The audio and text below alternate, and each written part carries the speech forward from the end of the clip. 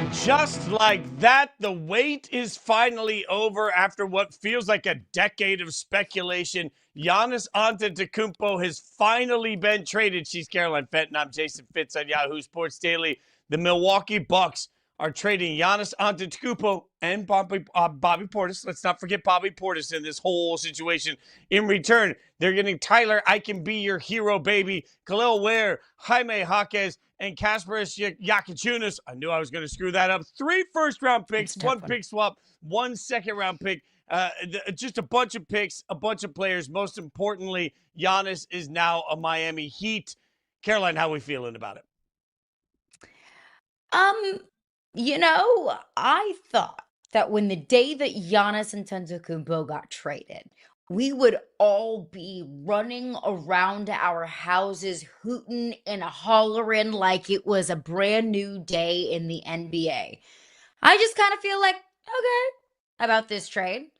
Because I still don't think that Miami is anywhere close to being a title contender as currently constructed. Now, Miami probably isn't done. I would be sure that Pat Riley has at least one more trick up his sleeve. They have to be. Because this team, as currently constructed, there's not enough shooters. There's not enough scoring on this roster to pay the dividends of going out and doing what it takes to acquire Giannis Antetokounmpo. Like, you don't trade all of those picks. You don't trade Tyler Hero. You don't trade Jaime Jaquez. You don't trade that entire haul to Milwaukee just to be the 5th best team in the East. But Fitz, that's kind of what I think they are right now. Because even with Giannis, they are not better than Detroit. They are not better than Boston. They are not better than the New York Knicks. I don't think that they're better than the Cavs.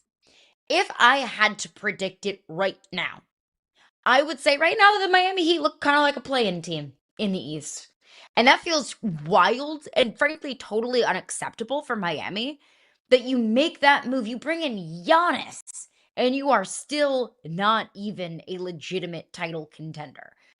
Now, on the Bucks side of things, I think they took the worst trade offer because I think the Jaylen Brown trade haul, the proposed trade package, Jaylen Brown and a couple of first-round picks, sounds like a way better trade offer to me than Tyler Hero and Jaime Jaquez. Jaylen Brown's a better player than all of them. I would say right now I'd rather have Jaylen Brown than Giannis. So wild to me that after all of the smoke, wild to me that after all of the conversation that it really kind of felt like Giannis was going to Boston, that if I had to place money on it yesterday, I would have said, yeah, Giannis is going to Boston, no doubt. Like, that's a way better trade package. If I'm Milwaukee, I'm taking Jaylen Brown. I'm taking that trade package, and I'm not even looking back. After all that, apparently, reportedly, according to Brian Windhorst, Miami's trade package has been on the table for the last 6 months, if not even more. So I thought, okay, if that was an advantageous enough trade package for Milwaukee, they would have taken it 6 months ago. Clearly, it wasn't good enough for them in March, so why is it good enough now? So I feel shockingly in a blockbuster trade involving a 2-time MVP, involving a finals MVP, involving a guy that brought a championship to the Milwaukee Bucks. I feel so ho-hum about it. I love that you just used the word blockbuster because this trade is a blockbuster trade the way that most blockbuster movies are blockbuster movies. This trade is blockbuster because it's a spectacle. This trade is blockbuster because it has big names on big billboards, because we know the people involved, because we feel like we understand how big the star power is. That's what makes this blockbuster. But the actual result, when's the last time a blockbuster movie at the end of the year was clearly the best movie anybody had ever seen? This trade's going to be just like that. This trade is fine. I was going to say it was a 2K trade, a video game trade. But the more I think about it as you describe it, the more I'm convinced it's actually an NBA Jam trade. If you guys remember the video game NBA Jam, you picked your 2 guys you want to. So, yeah, if you're Miami, you got Bam, you got Giannis. That's kind of fun. You can beat some people up. That's going to be entertaining. But does that make you a great team? No. None of this makes Miami an elite team to me that just stands and rises above the teams that we're all chasing. Look, we understand that the league is chasing whatever San Antonio is going to be. The league is chasing whatever Oklahoma City is going to be. Maybe the Knicks deserved a hell of a lot more respect, especially after that run and being in that conversation. But the thing that most of these teams have in common is some level of depth. So I just ask, what's Miami's identity other than we're just going to grind you down and try and win games 48-46, right? Like, I get that Miami's a really good defensive team. I get they're going to try and rely on Giannis, but they're leaning on somebody that's had his fair share of injury issues the last several years. And they're leaning on somebody that I don't believe anymore can single-handedly win you a championship. So, yes, you got a big name. Yes, you got a big star. And yes, we're going to find it more interesting. But is it great, revolutionary, oh my God, basketball? This to me just reeks of Pat Riley desperately trying to find some way to put himself back into the championship conversation and trying before his time's done in this league to make one more run. And when you make a run with desperation, I don't think that usually works. So for me, I think it's a bit of a miss because it doesn't make Miami anything other than a spectacle. And from the other side, the expectation, and I guess Shams this morning is reporting that Milwaukee and Miami will keep this deal alive and open until July 6th. Milwaukee going to continue to try and move some of these pieces that they got to get at least one more first-round pick. So if you're Milwaukee, great. You're just trying to continue ripping this thing down to the studs. But as I've asked before, I'll ask again. If you could draft, you wouldn't be in this situation. Why am I trusting Milwaukee to use all this draft equity finally now when they were never able to consistently put the right team around Giannis Antetokounmpo? Part of the reason we are where we are is that Milwaukee, in essence, couldn't get the right pieces around to continue to keep these championship runs going. But now without the star, but even more draft equity, now it gets easier. Now it gets better. Now suddenly they draft in ways they couldn't before. I don't buy it. So while this is a blockbuster trade, you're right, Caroline. Blockbuster is a perfect word. While this is a blockbuster trade, I don't look at either side of this and say there's guaranteed result that I feel good about today. So it's blockbuster in name, but it ain't blockbuster in what it's going to do on the court. It's blockbuster because it involves Giannis. It's blockbuster because we knew it was all coming. But if I had to pick a winner, which is what we do, right? We always pick winners and losers of trades. Yes. If I had to pick a winner in this, it's the Boston Celtics. Because I thought that it was absurd that they would be willing to trade Jaylen Brown, 29 years old, coming off of a season where he was second team All NBA, and I think honestly should have been first team All NBA, finished fifth in MVP voting. Almost single-handedly got you, and I say almost single-handedly because it wasn't just Jaylen Brown, but carried this team to the postseason when Jason Tatum was healing his Achilles injury. When Jaylen Brown came off of the best season of his career, and you're going to turn around and trade him for a 31-year-old player whose best basketball, honestly, is probably behind him, who hasn't been able to stay healthy, who is 1-9 in the postseason going back to 2022 and has only been available for 50% of the Bucks' last 16 postseason games. I love Giannis. Giannis is a great dude. Giannis is a heck of a player. Nobody is denying that. Like Giannis, whenever he decides to retire, will go down as a top 25, top 30 NBA player of all time. And maybe that's not even, giving Giannis enough credit. But let's be honest about where Giannis is right now in his career. He is often injured. He played like 30 games last year. So you're going to trade Jaylen Brown, a guy that you won a championship with just a couple of years ago, a guy coming off of his best season, for Giannis? I didn't think the Celtics would be better with Jason Tatum and Giannis if that meant getting rid of Jaylen Brown. So I think, honestly, the Celtics dodged a really bad move here. I think the Celtics, at the end of the day, ended up the winners. And Jimmy Haslam, the owner of the Milwaukee Bucks, reported, and our very own KOC reported, that he didn't want to take the Celtics trade. We see it from KOC's tweet right here. He didn't want to take the Celtics deal because he just got rid of, or just resolved the Myles Garrett trade saga, just resolved the Giannis trade saga. He didn't want to get himself into a situation where Jaylen Brown turned around the next season and was all of a sudden unhappy and wanted out of the Milwaukee Bucks. And honestly, let's be honest, like Jaylen Brown probably would have been, because he would have been frustrated going from a team where he was in championship contention to a team that probably won't win very many games next season. That's the reality for Milwaukee. I understand that line of thinking, Fitzy, but I think in the process of Haslam trying to avoid, another superstar wanting out, he actually took the worst trade offer. because I think that Jimmy Haslam would have been able to turn around and trade Jaylen Brown and acquire more picks. Maybe even get another team involved to dump Miles Turner's salary, which I think is of utmost importance for the Milwaukee Bucks moving forward. To just trade Jaylen Brown, get a mess of picks in return, rip this thing down to the studs, and just start over. You can get more in return for Jaylen Brown than you can get from whatever you got from Miami. 100%. We agree that right now, if I needed one superstar to lift my team through a season in the playoffs and I was choosing between Jaylen Brown and Giannis Antetokounmpo, I would take Jaylen Brown. And it's not disrespect to Giannis. Your injury point is an important one with Giannis. In fact, if you look back over the last decade, a decade's a long time in sports. A decade ago, that Giannis played 80 games. Since then, hasn't touched it. 75, 72, 63, 61, 67, 63. You're talking about somebody that's consistently playing in the mid-60s, barely getting to the MVP threshold number most years as a player. That is not necessarily something I want to bank on. What I find interesting about not taking Jaylen Brown, and to your point, they could trade him, they could try and get more pieces. I just don't trust Milwaukee to ever be relevant again.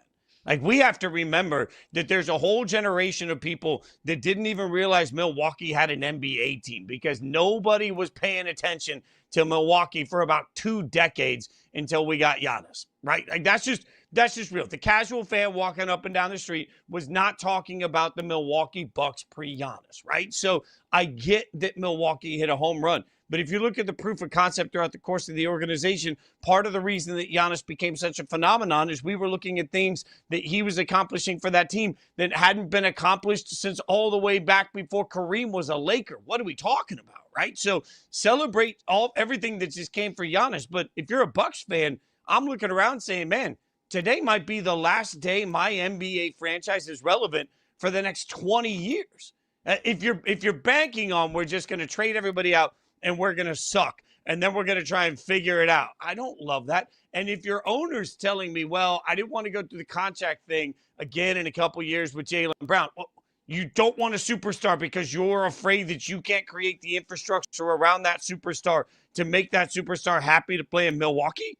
You got to look in the mirror at that point. If you're avoiding taking on a superstar because you don't want to get in a situation where in a couple of years you might have a conflict of whether or not that player wants to stay within your organization, then you got to ask, am I running my organization the right way? If you're essentially the plague for anybody that has already accomplished anything in the NBA to not want to come there, but you're going to fix it in the draft, you think you're going to fix things that way? You think suddenly, oh, well, if we draft somebody, we'll hold their rights long enough that we can miserably keep them here? That's essentially what if you're saying you're not going to go after Jaylen Brown because you're afraid he's going to be unhappy and want out in 2 years, then you're essentially saying we'll go get the best cheap labor we can and bank that if we're lucky enough to hit on them, then we'll just control their rights so long they won't be able to go anywhere. That's not how you run an NBA team. So, if we're picking winners and losers in this trade, frankly, Caroline, this is like watching The Biggest Loser on TV, like the weight loss show, where 2 people come in that are 500 pounds, and at the end of the season, one lost 8 pounds and one lost 3. And it's like, huzzah, Miami, you're the biggest winner of The Biggest Loser, even though you lost 8 pounds. Like, I don't feel like either team really won. I love your Boston point, but I feel terrible about Milwaukee today moving forward. That show was so problematic. That was a gross show. We don't need to go back to that. We didn't know it was problematic at the time. We didn't know. But man, looking back, we are disgusting creatures for watching that show. But anyway, your point is a very important one, that it doesn't feel like anybody really is significantly better or won waking up this morning. If you're a Bucks fan, you probably feel this weird sense of dread for the future, but also relief that it's done. Like, the trade is done. We've been talking about it for the last 2 years. maybe even longer. Like Giannis has wanted out of Milwaukee for so long. We all read the Shams Charania report. This goes back a long time, even before we were talking about it on talk shows. That after they won a championship, it all just kind of went downhill from there. So I'm sure Bucks fans, our friend Frank Schwab, who is a diehard Milwaukee Bucks fan, I'm sure they're all thinking, thank goodness, finally it's over. Finally, everyone can stop talking about my team every single day. And when will Giannis get traded? For how much will Giannis get traded? Where does Giannis want to go? But if you feel that relief, there's also that certain sense of, okay, well, where's our path to another championship? Because I don't think Tyler Hero is necessarily going to be the key to breaking through to winning an NBA Finals. And if you're Miami, I don't think that Giannis wins a championship in Miami. If you had to say, Caroline Fenton, you have to place $1 million. Will Miami win a championship with Giannis Antetokounmpo? Yes or no? I would place that $1 million on no, and I would feel really great about it. At least as currently constructed. All of these moves can still be up in the air. There's still free agency, but also the money aspect of it doesn't really give Miami a ton of flexibility to go out and sign one of these big name free agents who can add a spark plug to them offensively. Miami just kind of feels like they are as currently constructed, and they'll throw in a bunch of role players from there. And that doesn't give me much more confidence about what Miami can do in the East as currently constructed either. Well, you said earlier that maybe Boston is the biggest winner. Coming up next, what's next for the Boston Celtics? We'll figure out how they rebound from such a public trade possibility.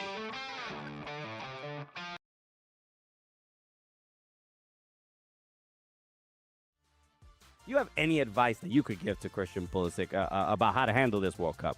I think if he can find a zone where he is like that kid again that is on the field with his buddies, and these are his buddies, this national team, these guys are close, and just understand not overthink the opportunity and the pressure and the home World Cup, but be like, what a privilege it is for us to be on this field right now representing the United States. He's gotta lock it in. Right here, under 8, down by 3. It's one of the best teams, if not the best team in the league. Fired, caught, open space in front. Karan Ashley still on his feet inside the 5, touchdown!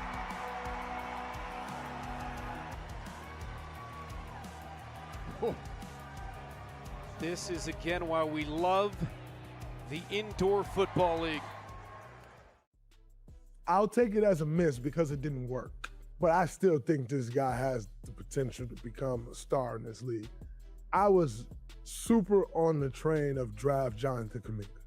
And so I'd have to say that that's my miss, but not miss from the standpoint of Killian Hayes type of miss. Miss from the standpoint of ultimately it didn't work. And now he's trying to and will figure it out, I think, in Atlanta. We'll see how things go. And this is the kickoff here by Kevin Macias, who was a Sugar Skull until 2 weeks ago. And the return up to the races, Aaron Jackson. Touchdown, Sugar Skulls returning the opening kickoff. This is outstanding. And you know what's funny? So I was downstairs, and Mr. Jackson came up to me. He was like, hey, man, I appreciate you saying good things about me. I was like, look, if you make plays, I'm going to say good things. So if you want me to keep saying great things about you, keep making plays.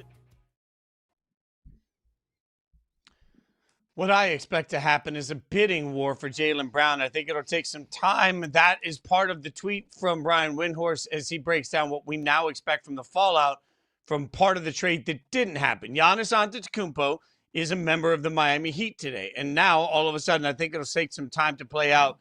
It could happen today. I don't know if I can handle that level of chaos as we try and figure out what to do next. Caroline, I do think it's important to note that at the end of the day, all of these athletes are human, and maybe nobody wants to hear this, but if very publicly, no matter who you work for, if very publicly for the last, I don't know, month, every single time I opened up Twitter, all I heard is Yahoo is trying to trade Jason Fitz, and then all of a sudden it doesn't happen. They're like, well, sorry, couldn't get it done, but come on back to work. We still love you, buddy. I think a very human element, no matter what you do, is to feel some kind of way about being so publicly just dangled in any trade conversation. Yeah, and look, it's a business, but like you mentioned, these are human beings. I think we also have to keep in mind the way that Jaylen Brown has been feeling over the last several months, let's just say the last year, that Jaylen Brown has this sense of nobody likes me. Jaylen Brown has this sense of I'm the second option in Boston. Jason Tatum is the star. Jason Tatum is the fan favorite. I always go back to what he said on that live stream. This is the most fun I've ever had playing basketball. Not the year that you won a championship, but the year that you blew a 3-1 lead to the Philadelphia 76ers in the first round of the postseason when you were the second seed in the East, but you didn't play with Jason Tatum. I think it's because Jaylen Brown wants to be a number one. He wants to be 1A. He wants to be Batman. He's tired of being 1B. He's tired of being Robin. He wants to be the one that everybody loves the most. You might think that sounds immature, but that's the reality of, I think, the way that Jaylen Brown is feeling. So that's how he felt going into all of this Giannis to the Celtics saga. How do you think he feels now? When he has been publicly dangled as a trade piece because the Celtics believed that they would be better off with Giannis than Jaylen Brown. I disagree with that sentiment, but that is what the Celtics believed. And then the Bucks didn't even want him either. So it's like the Celtics don't love me. Now the Bucks don't love me. This relationship is over. I don't think the Celtics would so publicly flirt with Giannis Antetokounmpo if they didn't already understand that a relationship with Jaylen Brown was irreparable. Because why would you move on from him? If you felt like there was still something there, if you felt like you could come to a truce, if you felt like Jaylen Brown could come back to the Boston Celtics, I don't think that the Boston Celtics would have been trying to trade for Giannis. Because why would you want to break up a duo that you won a championship with just a couple of years ago? So I think the relationship is over. The Celtics sealed their fate whenever they came out with all of this publicly. So just because Jaylen Brown was not traded to the Milwaukee Bucks does not mean that Jaylen Brown will not be traded, period. I think now it's time for the Celtics to go back to the drawing board and find plan B, find plan C, because I don't think there's any way that Jaylen Brown can be wearing a Celtics uniform at the beginning of next season. I don't think the damage can be undone. And I think that's unfortunate because the other part of this to me that's pretty clear is that the Celtics with Jaylen Brown can be very good, right? Like we watched this team win a championship, even when everybody sat there and said, well, it hasn't happened yet. If a duo plays this many games together in the NBA, in NBA history, and doesn't win a championship, they never do until Tatum and Brown did it. And then no Tatum, we expected that the Celtics, like, let's go back to where we were a year ago right now, when the concept was no Tatum means that should the Celtics just tank this year? Should they try and get a better draft pick? And then look at what their year looked like. My fandom of Jaylen Brown over the course of the year just continued to grow watching him play because, my God, every single night, it was magic watching this Celtics team. Look, I know that it was an early exit in the playoffs. Do I blame Jaylen Brown for that? No. Do I blame Joe Mazzulla for that? Yes. Like this offense is flawed in a million different ways. We know that. If I'm Jaylen Brown, I'm looking around saying, what the hell else do you want from me? I didn't listen to the noise in a city that's full of it when everybody said we couldn't win a championship together. We kept our heads together. We won the Larry O.B. I kept this entire team afloat with an MVP caliber season when nobody thought I could. I said all the right things through that process. And then when we get everybody back and all of a sudden it leads to an early playoff exit, I'm the piece that's the problem. I'm the guy that you want to get rid of. I don't understand this at all. I don't understand why the Celtics were dangling him. Whoever he goes to is lucky to get him. As we said earlier, I'd rather have Tatum today. If you just told me I could have my druthers and I could be Giannis or Tatum, I'm taking Tatum. So somebody, Minnesota, out there should go out there and aggressively, Minnesota, get themselves somebody that can help Minnesota. Their superstars go out. Like, I just think in all of this, somehow we've gotten the Jaylen Brown conversation really twisted, and where he ends up with the edge he's going to have on his like the chip he's going to have on his shoulder, the edge he's going to play with, I wouldn't bet against him.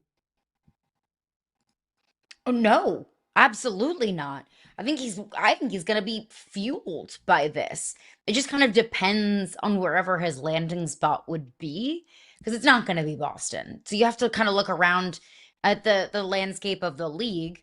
Which team feels like they're maybe one key piece away from being in legitimate contention, and which team feels like they have enough that would be advantageous in a trade package. I keep hearing Atlanta thrown around as a potential landing spot for Jaylen Brown. And look, it makes sense. CJ McCollum just signed a 1-year deal. He's not going to be there forever. Outside of CJ McCollum, they're a fairly young team, so Jaylen Brown could kind of step in and be the veteran in the room that's seen a lot of basketball, played a lot of basketball, won at the highest level. And, he could add kind of a spark plug to that team to maybe push the Hawks over. I think the Hawks would be a significantly better team with Jaylen Brown. The question is, what are you giving up in return? Another team that I've heard a lot about is Houston, which also I think would make a lot of sense. Also a young team around Kevin Durant. Jaylen Brown would fit well into that system. Also Atlanta, he's from Atlanta, so that kind of makes sense. But Houston, could give up Alperen Şengün in return. And I think that would be, a good little swap. So I've heard Houston, I've heard Atlanta. I kind of love the idea of Minnesota, because I think that Minnesota is playing with fire here. Anthony Edwards is getting closer and closer to being fed up with Minnesota for not having a legitimate superstar next to him. So you put Jaylen Brown next to Anthony Edwards. I think that team is significantly more interesting. All of a sudden, the West just gets that much more intimidating when you have an Ant and Jaylen Brown duo. Now, that's a lot of personality that you're bringing into one room. Do we think that Ant and Jaylen Brown could play nice together? I think just for Jaylen Brown, having a fresh, new locker room, a fresh new team, a fresh new perspective would be good for him. And for Anthony Edwards, he gets a legitimate superstar, former finals MVP next to him. I kind of love the idea of Jaylen Brown to Minnesota. The question is, what do the Celtics get back in return? Yeah, well, look, at the end of the day, if you're Minnesota, you desperately need to do something in this environment to show Anthony Edwards that you're going to give him some help. I mean, if you're Ant, you just watched the player that your organization let walk away in Cat win a championship, right? And you're sitting around now saying, boy, I really need some help here. And we let that help out of the door, and that help turned around to help the Knicks win a title. So if you're Minnesota, you've got to be aggressive in these situations. So because not only are you trying to build the right team around Ant, you're also trying to send Ant the message of, hey, don't worry. Everything's going to be fine. Like, Anthony Edwards is at that spot that we say most superstars are at now, where when is he going to demand a trade? When is Ant going to demand his way out, right? Like, that's the conversation that's already starting to be a whisper that will turn into a roar, especially if Minnesota doesn't do anything this offseason when people around Minnesota are making aggressive moves. Jaylen Brown would be an aggressive move. And yes, it would require something in return that probably feels like a lot. But if I'm Minnesota, I'm willing to show Anthony Edwards that I am absolutely going to do whatever it takes. And if you're Boston, I think weirdly in this, even though, yes, I agree, Wendy's right, there's going to be a bidding war. I think the whole league kind of knows, yeah, are you going to keep these together? I wonder if just the public nature of how this has all been happening, I should say, has actually throttled down some of the trade value for Jaylen Brown in this process. I get Jaylen Brown is amazing, but what do we say in every sport, in every situation? When teams know that you desperately need to get rid of somebody, it hurts that value. I just have to wonder if there's some portion of everybody in the league looking around daring Boston to keep these two together. If they keep them together, angry Tatum, or let's say rehab Tatum, angry Brown, is that a championship caliber team? Can Boston keep them together and try and make a title run to you? I mean, I kind of still think so, because with Tatum and Brown, the Celtics are still a top 2 team in the East to me. It's just kind of a pick your poison of the Knicks or the Celtics. Like, I still do think they're a championship contending team. And if the Celtics can't get a trade package in return for what they feel like is appropriate for Jaylen Brown, then you don't trade him. And then the Celtics tell Jaylen Brown, look, suck it up. We're sorry that you feel this way. We're sorry that you feel disrespected. You're making $58 million a year this season, and we're a legitimate title contender. Get over it. And if Jaylen Brown can't get his own, personal stuff out of the way, then that's on him. So and look, I get it. I know they're human beings. And look, I get it. I know it's not just as simple as to say, suck it up. But if I'm the Celtics, this is not, Celtics treat everybody all nice and friendly and warm and fuzzy. This is Boston Celtics trying to win a championship. This is Boston Celtics trying to sell tickets and get butts and seats. This is the Boston Celtics, a professional organization. So I think everybody kind of has to act like professionals. If there is not a trade package in return for Jaylen Brown that makes it worth it, I don't think you can trade it. 100% agree, because the ceiling for Brown and Tatum with the Celtics is winning a title, and they have to know that in Boston. So obviously plenty more to come. We'll see. Wendy pointing out if there's draft picks involved, that could even get done today. I can't even imagine. All right, speaking of the draft, from the NBA draft, there is another draft. We need to talk about the NHL draft right around the corner. Ryan Kennedy going to join us next. We'll break down who's number one.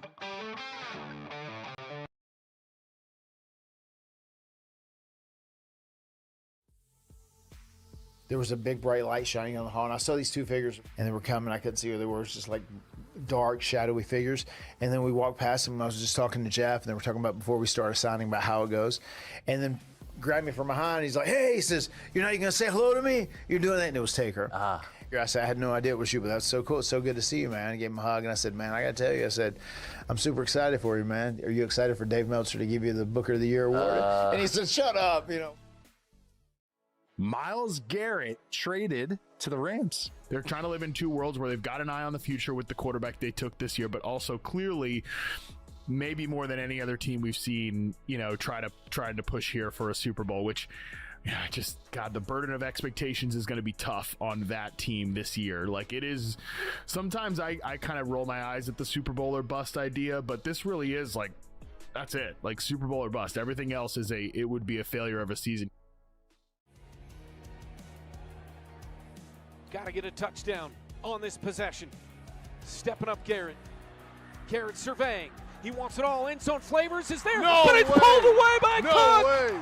Cook pulled it out of the No air way. and out of the hands of Flavors for a Northern Arizona touchdown. Way. That just happened. In my mind, I'm thinking INT, ball game's over. Marlon Cook says, give me this. I need it. I grew up in Colombia, so soccer was our life. We grew up watching it, you know, during the weekends. We all would go to the stadium, whatever. When I moved to the United States, I kind of lost that, you know, passion for it. But I wait for the World Cup, and then I'm back. You remember what happened in '94? Oh, I remember. I didn't know if you were going to bring it up, but I remember. Yeah, the U.S. No, obviously I'm not won. going to bring it up. I'm just saying. No. Nobody brought it up. Nobody brought it up. We're not even talking. The Gavin, McKenna, or Ivar Stenberg debate is red hot and will stay that way until we hear the first name off the board at the 2026 NHL Draft. The draft begins June 26th. We welcome in Ryan Kennedy, editor-in-chief of the Hockey News. Let's just start by Ivar Stenberg. Sounds like the best villain name in any Rocky movie ever. But that being said, Ryan, give it to me. You got these two players. Who's going to be the number one pick in your mind, and what difference can they make for Toronto? I believe it's going to be Gavin McKenna. The offensive ceiling is something you just can't pass up. You know, if you're looking at this draft class, you have to say to yourself, what if we have the next Patrick Kane here? What if we have the next Artemi Panarin? Gavin McKenna, the offensive vision, the hockey IQ, it's so high. Ivar Stenberg, incredible player. You know, any team would be happy to have him. Probably a more complete player right now than Gavin McKenna. But it's that offensive potential, especially in Toronto, where, as we all know, they lost Mitch Marner this past season.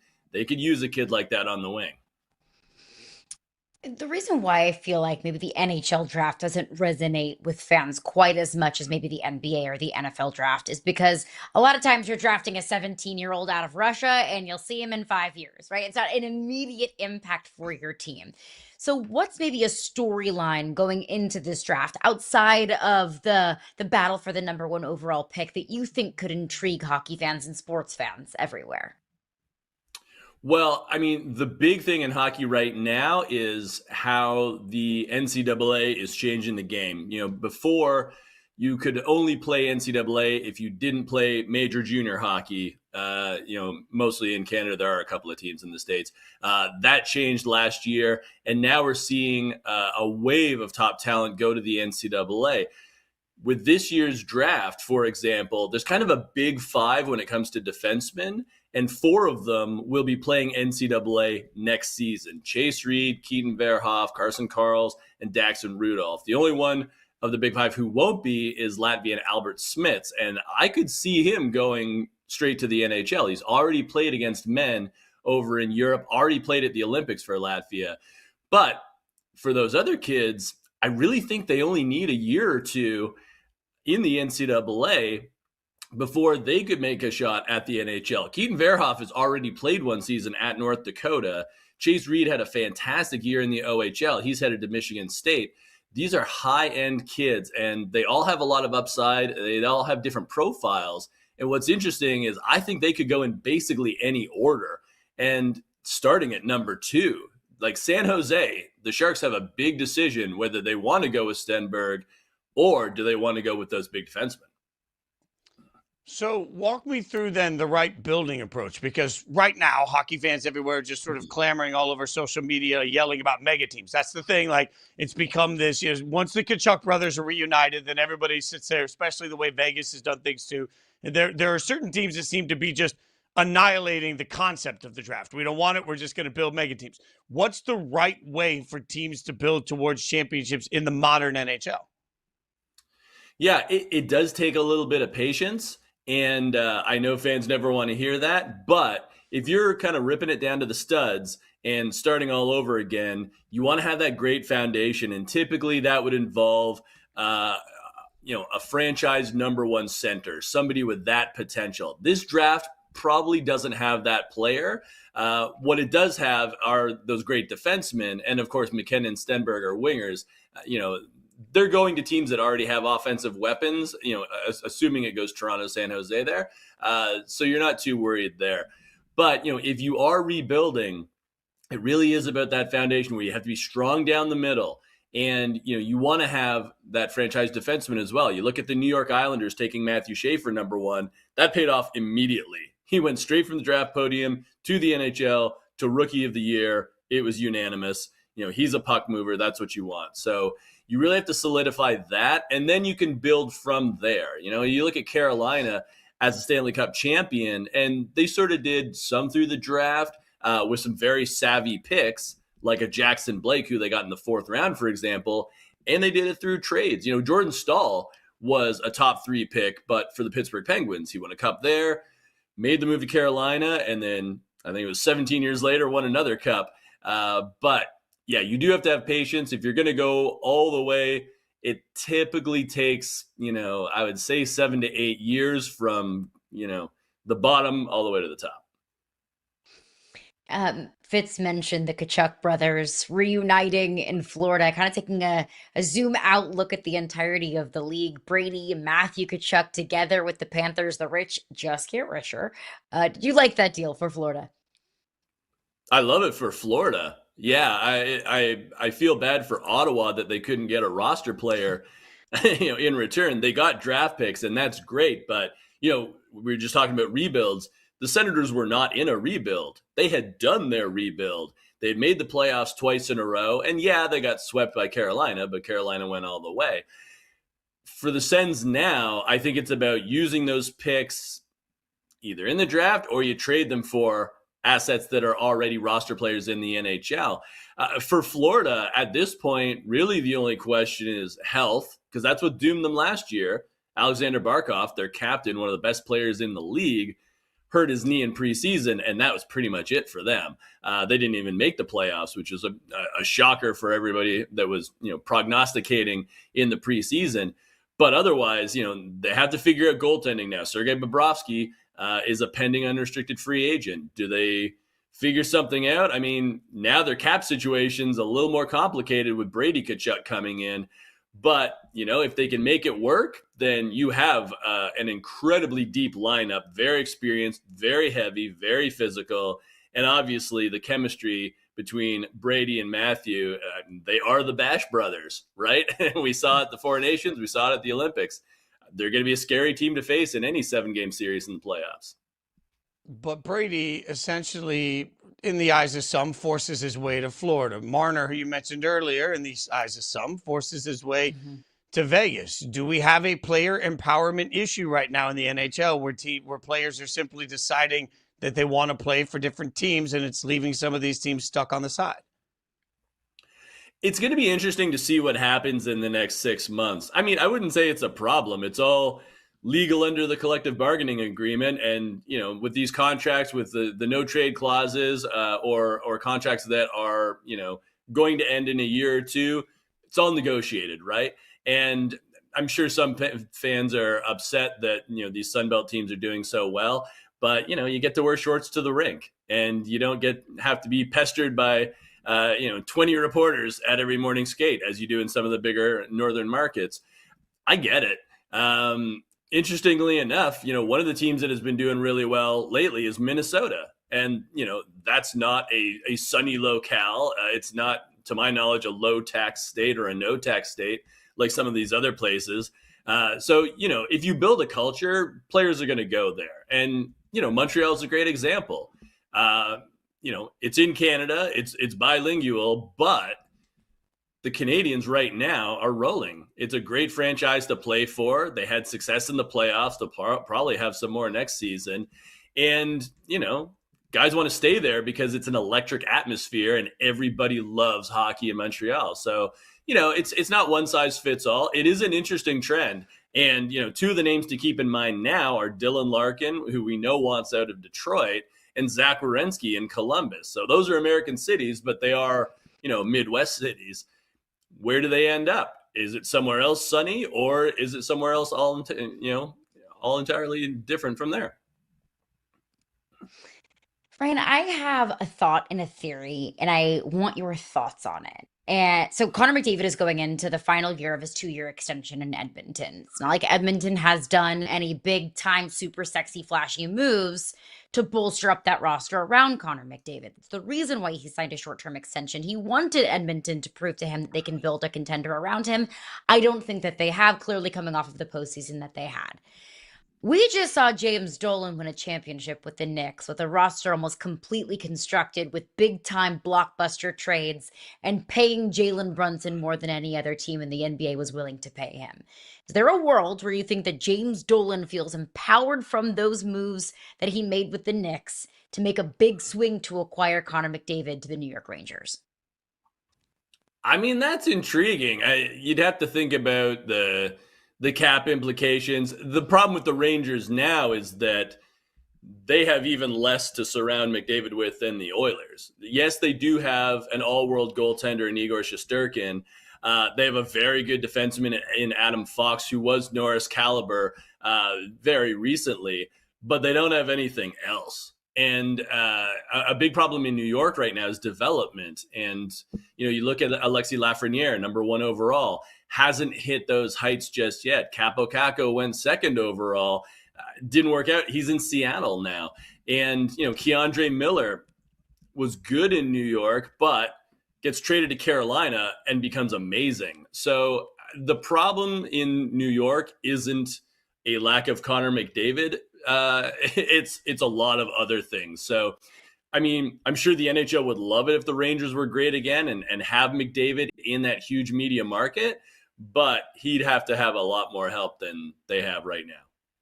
You guys can follow him on social media at the Ryan Kennedy. Read him on the Hockey News. Ryan, really appreciate your time. Thank you so much for I'm going to learn how to speak. Thank you so much for the expertise. We appreciate you, brother. Thanks for hanging out with us.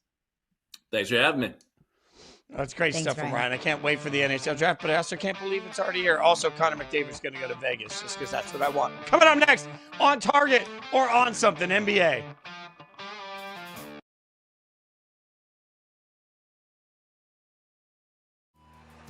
Possibly for one of those RPO type plays where you put it in Tomas's gut, but you see the sticky coverage on the outside, trying not to allow for easy completions. From the 16.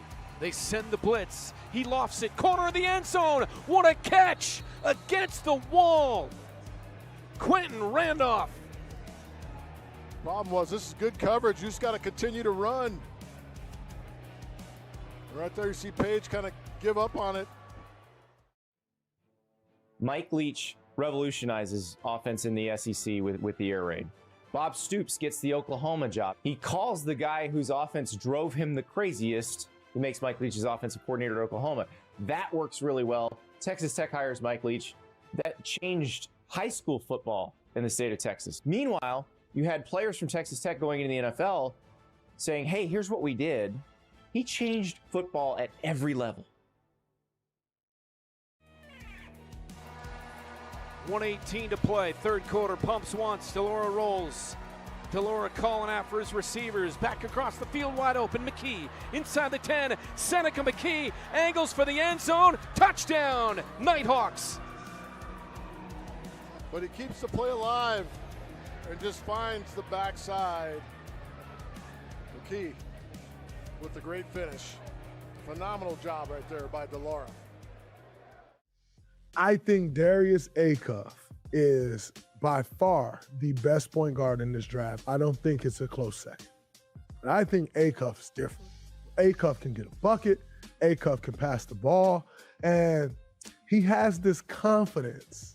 He has this confidence it's not arrogant. It's not cocky. It's a surety in himself that you need to be successful at this level. I think it's going to be probably one of the most talked about draft classes since LeBron James. That's what AJ DeBonsa has to say. Thank you about the 2026 NBA draft class.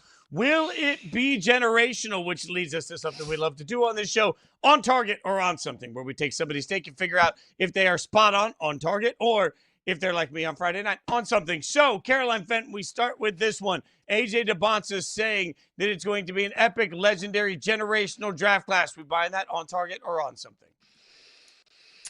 I do think it has the capability, the possibility to be a legendary draft class, that we might look back on this one day. And if it delivers on the amount of hype that it's getting right now, DeBonsa, Boozer, Darryn Peterson, not just the players at the top, but the depth that this draft has. Like, if it actually does deliver on the hype, then yeah, for sure. But I also think the 2025 draft class might have something to say about that. I mean, you have Cooper Flagg, who I think can be a franchise player for the Dallas Mavericks and potentially a league MVP in the future, if, they get the Dusty May hire right. Reigning Rookie of the Year. Dylan Harper, who was probably, I would say, outside of Stephon Castle and Victor Wembanyama, the most important player for the San Antonio Spurs in the NBA Finals. Definitely was not De'Aaron Fox. Dylan Harper played like a veteran.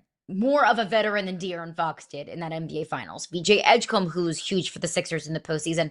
Con Knippel, who was Rookie of the Year runner-up. I mean, that's just the top 4 in the NBA draft from this past season. So the most talked about class since LeBron? 2025 might have something to say about that.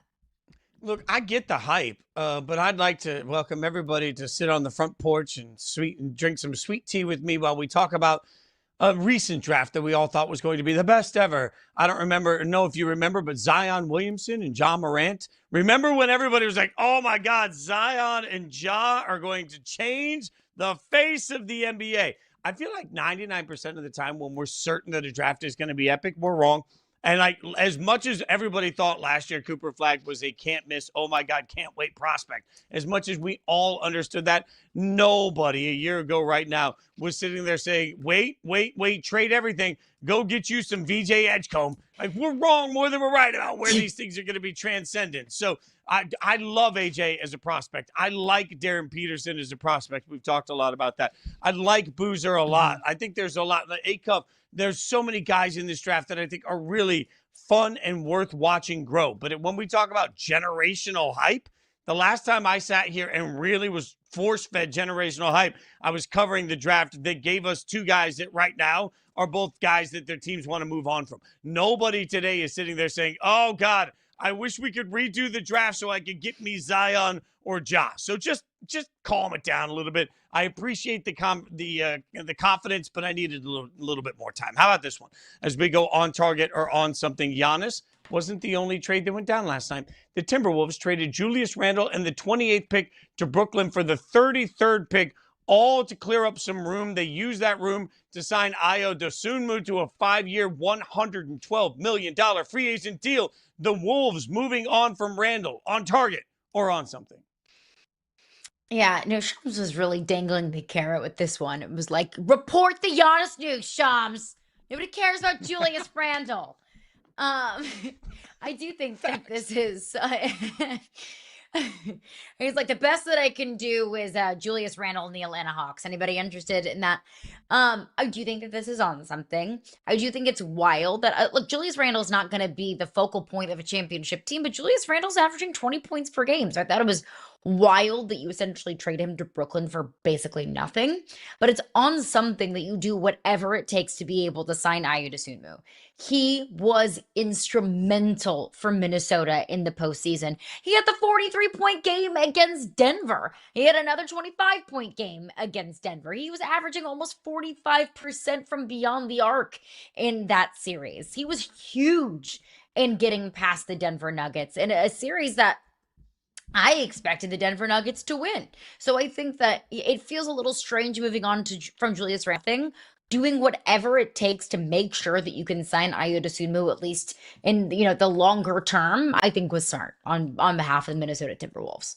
Yeah, I don't disagree with that. I think this makes sense. But the fact that we got Julius Randle essentially traded out in a salary dump, I just want to remind everybody that Julius Randle was acquired as part of the Cat trade. So I just keep coming back to Cat. And I realize that Timberwolves fans are tired of being kicked in the no-no places with the reminder that they let Cat walk out the door, but they let Cat walk out the door. So I think this is on target, though, because at some point, you just have to realize no matter how you got to where you are, you have to realize where you are and figure out how to move forward. And that's easier said than done when you have made trades to get to that spot. They needed to find a way to get some more flexibility. They get that flexibility. They get that flexibility by giving up on a player that, you're right, I think is talked about probably with the wrong tone. He's a much better player than he gets credit for being. But at the end of the day, this is just a reminder of how poorly the Timberwolves have managed their roster for a long time. All right, speaking of free agent deals, why don't we get this one in? Trae Young, all right, going to sign a 4-year, $212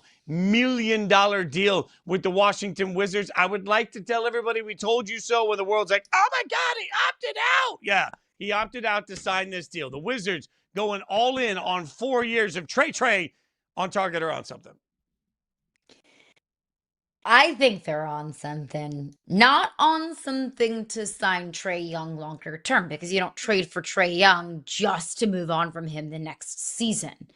But you're going to be paying him $53 million a year. That's the annual average value, at least, of this new deal. So, the dollars and cents might shake out differently, but essentially, you're paying Trae Young north of $50 million a year.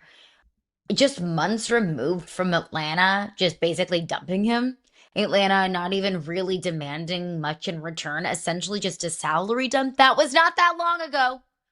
So Atlanta moved on from him for basically nothing because they just wanted to move on from him. There was essentially no trade market for Trae Young outside of Washington. And now Washington feels the need to pay him $53 million a year. Let's not forget, Jalen Brunson, Finals MVP, biggest reason why the Knicks won a championship, makes 39. So Trae Young is now making $14 million more a year than Jalen Brunson is making for an undersized guy who, look, great shooter, no doubt, but doesn't play defense. I don't know about all that. So I agree with everything you just said. I think we got a lesson, though, in what the Wizards' long-term approach is. As pointed out on Twitter after the signing of the deal, they didn't gain any tax flexibility. They'll have to create roster spots and reduce payroll if they want to open up the mid-level exception or their big trade exception. That's pointed out repeatedly on social media. I would say that that's not an accident, and it's a telling spot to where the Wizards believe they are. I don't think that they believe that they're really going to be competitive for the next few years. So while they develop everybody else, they're paying Trae Young because why not pay Trae Young? To me, if you thought you had any chance in trying to bring in a big name at some point to help you in the next couple of years, or you thought you had a chance of bringing in that important MLE that could come in and help you, you leave yourself flexibility. Once they realized there was going to be a bit of a bidding war for Trae Young, and there are indications that because of the tanking rule changes, teams were more in on Trae Young than people expected. Once they realized they had to pay into this, I think what they're telling you is, hey, we're going to pay Trae because we know for the next few years we're not going to be making any big roster moves other than the draft. So while our guys develop, we'll just pay Trae Young. I feel like it's a little bit of on something, but it's also a little bit of on target to at least understand your business process. You do make a very fair point with the new NBA draft rules that no longer is it about just losing as many games as possible. Now it's a little bit more of playing chess rather than checkers, because had the Wizards not paid Trae Young, which we knew they were going to extend him at least in the longer term, I think 4 years is a long time, but I digress, that now teams are going to have to be a little bit more strategic. That you're going to have a guy like a Trae Young, a veteran, a guy that can, can show up on any given night, a guy that is good enough to win you enough games to at least not be in the bottom 3 of the league. That adds an interesting hitch in roster construction, especially in this offseason with the rule being so new and so fresh. Yeah, the key now is to suck, but not suck quite that much. So congratulations, Washington. You get an A in not sucking quite that much. All right. Plenty to break down as we get ready for the NBA draft. It is tonight, and that means more chaos is coming. We'll get into all of it coming up next. Tom Haberstroh going to join us. We'll get Tom's thoughts on everything from the NBA draft.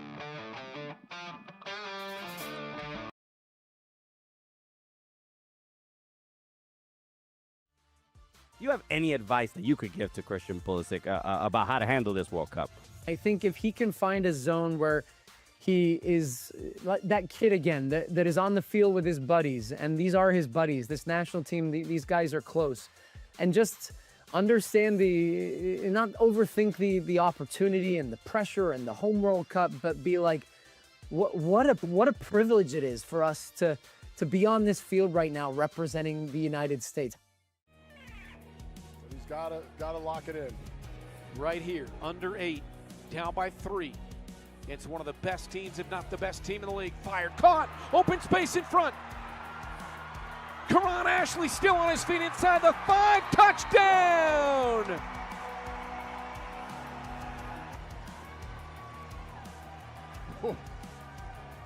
This is again why we love the Indoor Football League. I'll take it as a miss because it didn't work. But I still think this guy has the potential to become a star in this league. I was super on the train of draft Giannis Antetokounmpo.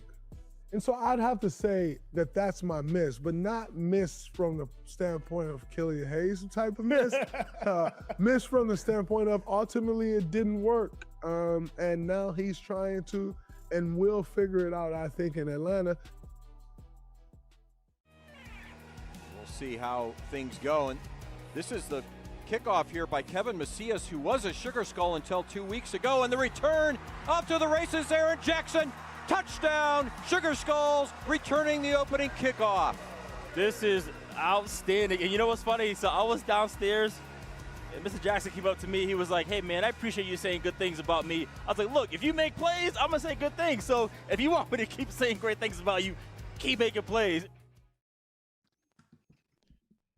Tune in tonight. All the superstar power is everywhere, and I'm not just talking about the players being drafted. Yahoo Sports Draft live tonight. Coverage begins at 8 p.m. Eastern across the Yahoo Sports Network. You got KOC, you got Ice Young, you got Tom Haberstroh, you got King McClure. I'm telling you, just listening to them talk ball is a delight, so make sure that you throw that up on your second screen as everything is going on. We have Tom Haberstroh now. He's going to be a long day for Tom, and he's still hanging out with us. That's dedication to the craft. To preview some of what we'll be talking about, host of The Big Number. You can read him at tomthefinder.com. Before we get to the draft, we got to start with the big news everybody's talking about. It's finally done. We can stop asking where Giannis is going. So how do you view it now that the trade is all said and done?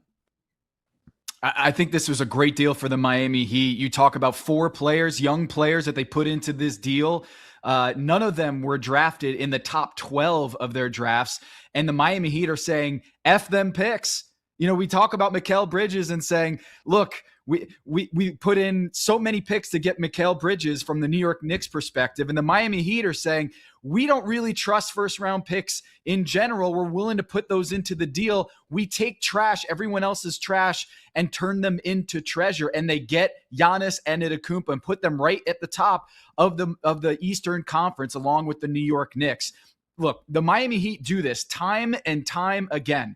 They go big game hunting, and when they get that big guy in Giannis Antetokounmpo or Jimmy Butler, LeBron James and Chris Bosh, Shaquille O'Neal, they turn them into finals trips. Over the last 20 or so years since the Dwayne Wade draft, the Miami Heat have reached the NBA Finals more than any other NBA team. 7 times since 2004, since they got Dwayne Wade with the number 4 pick in the 2003 draft.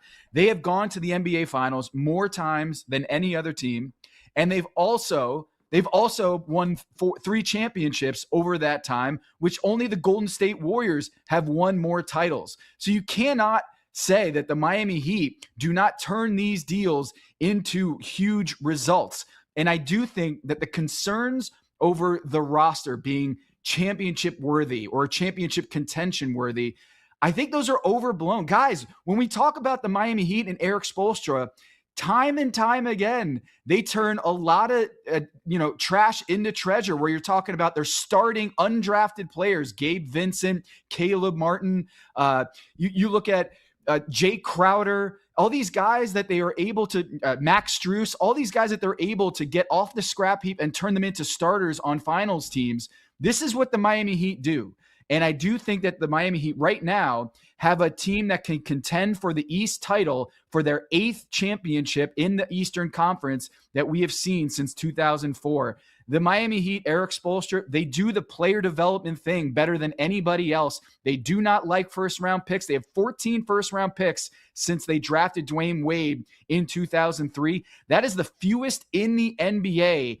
The average team takes 23 first-round picks over that time period. The Miami Heat have 14, the fewest in the league. The Oklahoma City Thunder, they do it completely different. They have 31 first-round picks selected since 2004, and the Miami Heat have less than half of that. They do not care about picking high in the lottery because what they believe in is getting those big guys like Giannis Antetokounmpo, Shaq, LeBron, and Jimmy Butler, and they've made finals trips every single time with those guys.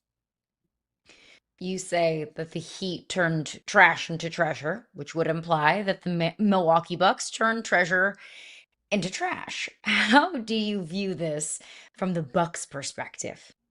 Look, Tyler Hero is a local guy, all-star player, one of the best young players when he came into the league in 2020, became a guy who went to the NBA Finals as a rookie and doing great things as one of the best rookie seasons performances we've seen in a long time when we talk about playoff performance, not just what you did in the regular season.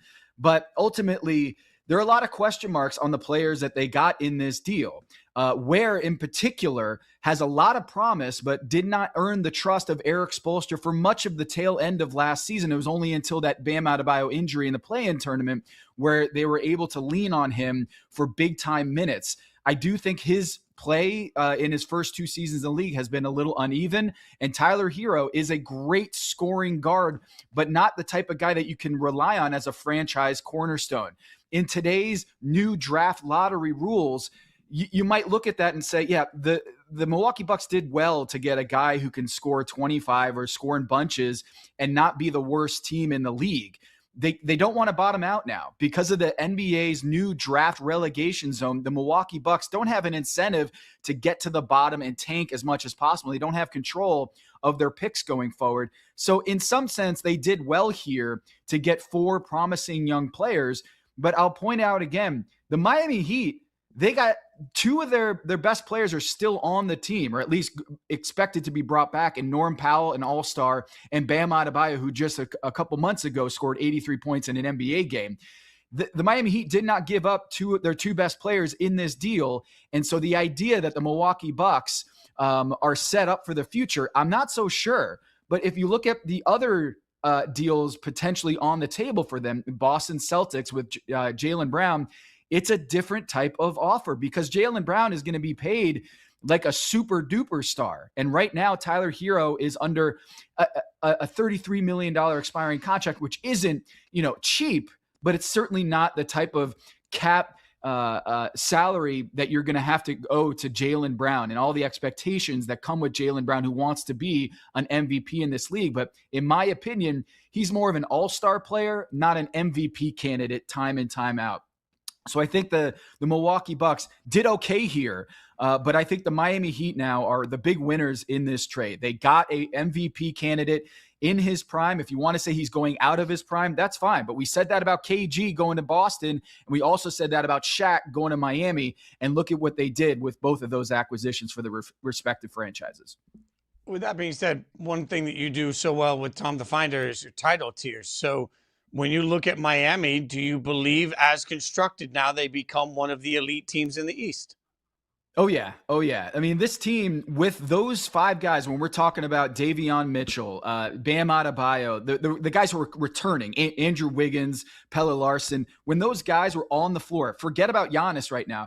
When they were on the floor, their net rating was about 20 points, meaning they outscored opponents with the 5 guys they did not trade in this deal on the floor for the Miami Heat. They were already beating teams by 20 points or around 20 points every 100 possessions.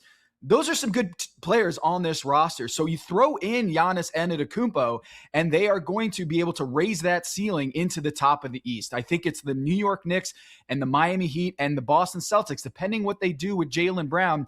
I think that's the class of the East. You cannot tell me that for a guy who's been top 5 in the MVP race time and time again, that they aren't going to be considered right near the top of the Eastern Conference. We've already seen that there have been new conference champions for each of the last 8 years, pretty much, that it's had so much turnover. Pat Riley looked at that and said, why not us? We've got the best player potentially in the Eastern Conference in Giannis Antetokounmpo. If you want to argue Jalen Brunson, sure, but he's not the two-way monster that Giannis Antetokounmpo is. So if you have Eric Spoelstra, Bam Adebayo, and Giannis Antetokounmpo, I'm willing to bet that they'll be able to fill out that roster to be championship quality because they've done it with Jimmy Butler. They did it with LeBron and Chris Bosh and Dwayne Wade, and they did it with Shaq. And I think what you're going to see here is the Miami Heat continue to build around this with shooting and guard play, and I think they've shown they have an amazing track record at being able to turn a lot of undrafted players, second-round picks, and turning them into real starters in the league. Just ask the Los Angeles Lakers about Gabe Vincent. Wait, this guy that they got for nothing in Miami and turned him into a starter on a finals team. You go look at Kendrick Nunn. You look at a ton of players that the Heat have figured out how to get them into starting caliber players off the scrap heap. And I figure they will round out this roster. Likewise, this team, their player development program is second to none. And I think around Giannis, they know the plan, and they were a good team last year, not a great team, but now I think they're a great team. No doubt the Giannis trade has overshadowed the draft, but a reminder to everybody, there is in fact an NBA draft tonight. So you can watch Tom and our whole cast of absolute all-stars on the Yahoo NBA draft show tonight across the Yahoo Sports Network, 8 o'clock Eastern time. But Tom, AJ Debonsa is the overwhelming betting favorite to go number 1 overall to the Washington Wizards. Is that what the Wizards should do? And is that what the Wizards will do? I think the better pick is Cam Boozer, and here's why. He was the best college player last year. He's the youngest of that trio when we talk about Darryn Peterson and AJ Debonsa. Cam Boozer's NBA ready now, and he's the son of an NBA player, Carlos Boozer. And I've written for Yahoo Sports many times on this subject. You guys, the number 1 most underrated trait in draft day is whether your dad was an NBA player. Time and time again, we have seen players who are the sons of NBA stars or NBA players like Carlos Boozer, or in the case of Jalen Brunson or Stephen Curry, their dads had long careers in the NBA. These guys have this amazing ability to overperform their draft expectations. So not only are you getting a young stud in Cameron Boozer from Duke, who has swept all the National Player of the Year awards, he's also a guy that has this second generation effect that we see in the NBA, that they way outperform their draft slot expectations by about 30%. You can check yahoosports.com for my latest article about why I think Cam Boozer should be the number 1 pick by the Washington Wizards. But they might go in a different direction with AJ Debonsa, and I can totally see why.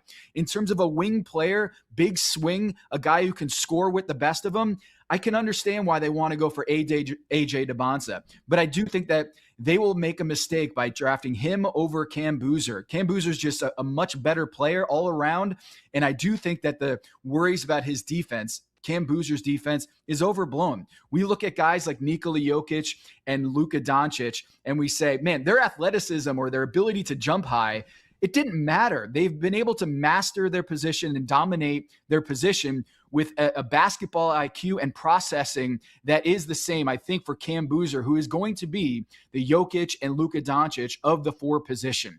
I just think this guy is a no doubt franchise cornerstone.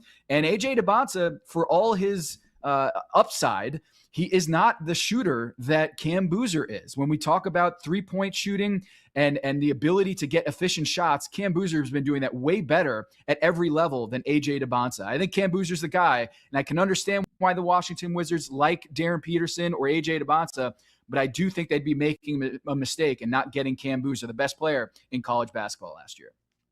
Given the conversation around Darryn Peterson during his college career, his lack of availability and other things, where would you put him in this draft conversation? To me, I have him fourth on my big board. I think Caleb Wilson is a little bit better in terms of his two-way play than Darryn Peterson. What scares me about Darryn Peterson, you guys, is we keep talking about him as being this combo guard, engine of your offense. He had the worst assist ratio among all of those guys. When we're talking about AJ Debonsa and Cam Boozer, he's someone who had a really poor assist rate at Kansas last season. And you can point to this, hey, he was playing within a system that didn't make him into an engine of the offense. I'm sorry, but if you're at that size, I want to see a better assist ratio than what we saw from him. A really poor assist to turnover ratio as well for a guy who's thought to be or drafted as high as he's going to be an engine of an NBA offense. And that's not to say he can't become that. We've seen guys do that at the next level, but I don't think it's a good bet. And Darryn Peterson, for all the injury questions and the ability to be a stabilizing force out there as a franchise cornerstone, we didn't see that last season at Kansas. And I think there is a lot of worry here that he is going to be kind of a one-dimensional scorer rather than the fulcrum of an offense. And for the Washington Wizards, I can understand why Darryn Peterson might be the better pick if you're going to go number one now that you've drafted Trae Young. But I don't think that making a bad deal, the extension with Trae Young, you take a worse player at that position for better fit next to Trae Young.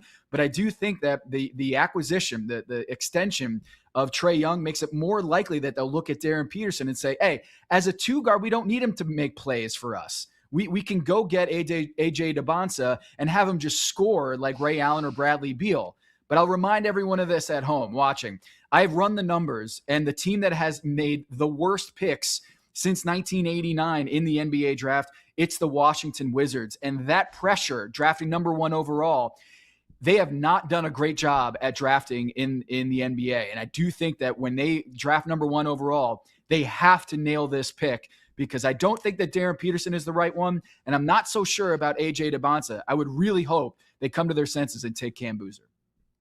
I feel like there's always pressure with taking, with having the number one overall pick, but especially in a draft where there's no unanimous number one overall player, maybe like a Victor Wembanyama was at a couple of drafts ago, or Cooper Flagg was last draft.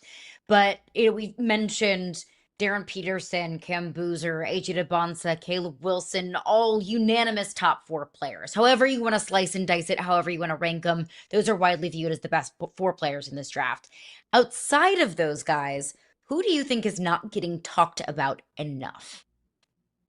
Oh, I love the center for the Michigan Wolverines that won the championship. Mara is an outstanding prospect in my view.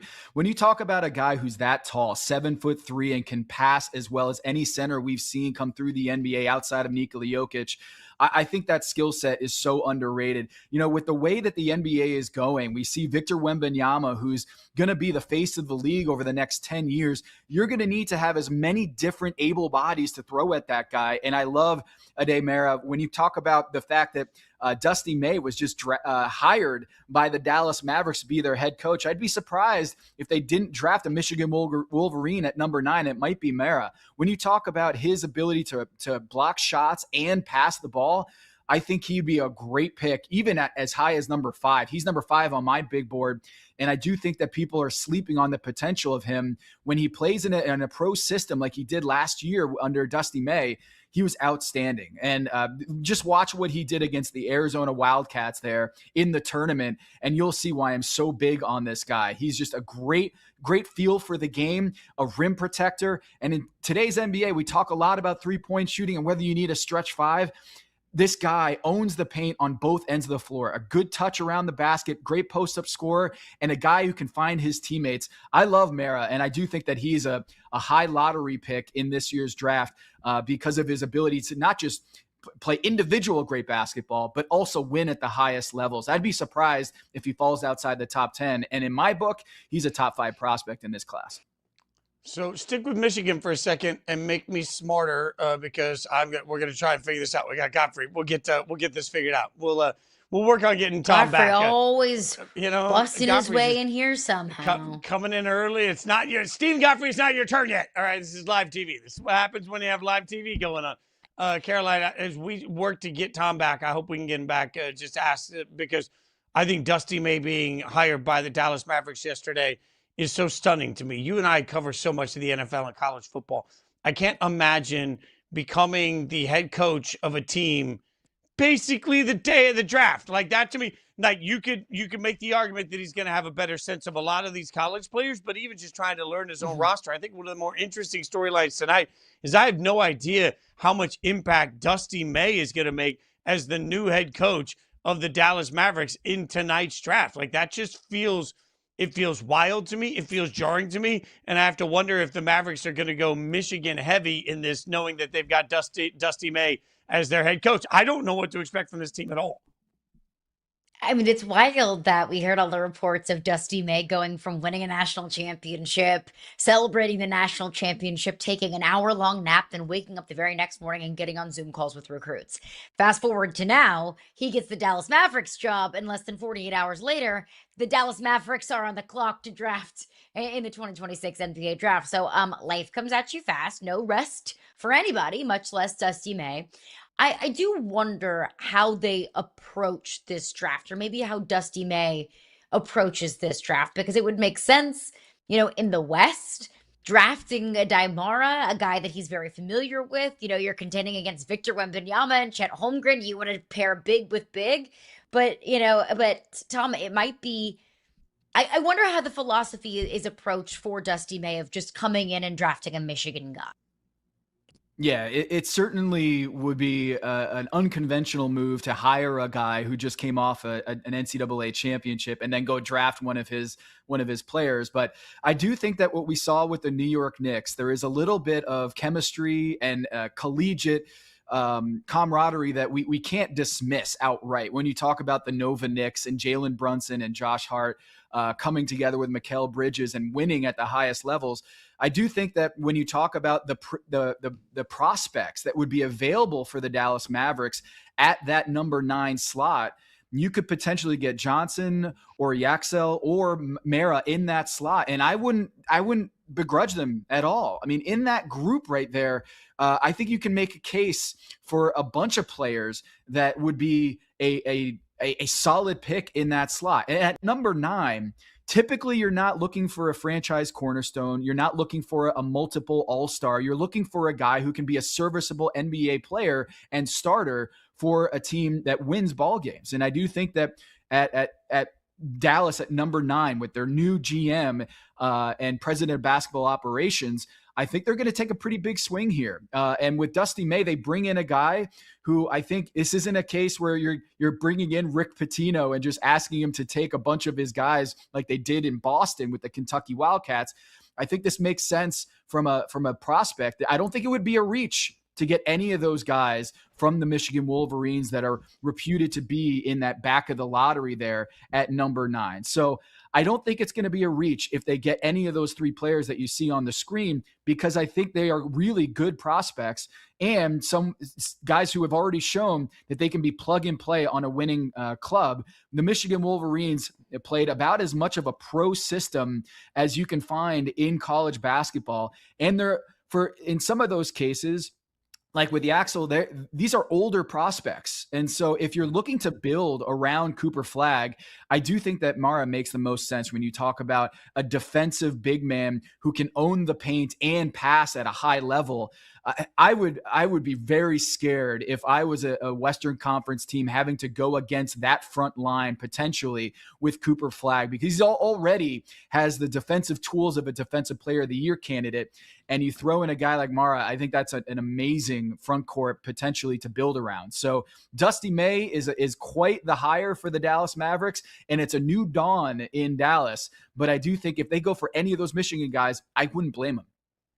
I just can't imagine. Congratulations, Coach. Here's the job. By the way, you want to draft tomorrow. Like, what a turnaround. What a turnaround through all of it. You guys can watch him tonight on Yahoo. Going to be great coverage starting at 8 p.m. Eastern on the Yahoo Sports Network.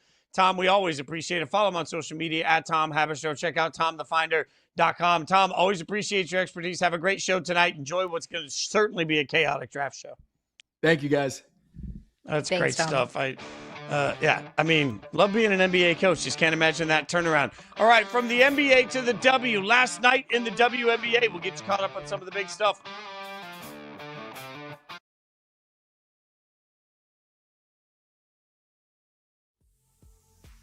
There was a big bright light shining on the hall, and I saw these two figures, and they were coming. I couldn't see who they were. It was just like dark, shadowy figures. And then we walked past them. I was just talking to Jeff, and they were talking about before we started signing about how it goes.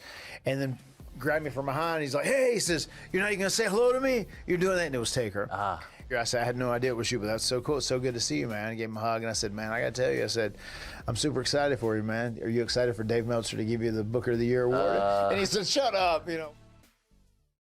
Myles Garrett traded to the Rams. They're trying to live in two worlds where they've got an eye on the future with the quarterback they took this year, but also clearly, maybe more than any other team we've seen, trying to push here for a Super Bowl, which the burden of expectations is going to be tough on that team this year. Like, it is, sometimes I kind of roll my eyes at the Super Bowl or bust idea, but this really is like, that's it. Like, Super Bowl or bust. Everything else it would be a failure of a season. Got to get a touchdown on this possession. Stepping up Garrett. Garrett surveying. He wants it all. End zone Flavors is there. No but it's way. pulled away by No Cook. way. Cook pulled it out of the No air way. and out of the hands of Flavors for a Northern Arizona touchdown. Way. That just happened. In my mind, I'm thinking INT, ball game's over.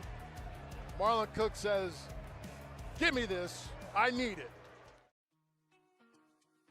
I grew up in Colombia, so soccer was our life. We grew up watching it, during the weekends. We all would go to the stadium, whatever. When I moved to the United States, I kind of lost that, passion for it. But I wait for the World Cup, and then I'm back. You remember what happened in '94? Oh, I remember. I didn't know if you were going to bring it up, but I remember. Yeah, the U.S. No, obviously I'm not won. going to bring it up. I'm just saying. Nobody brought it up. Nobody brought it up. We're not even talking.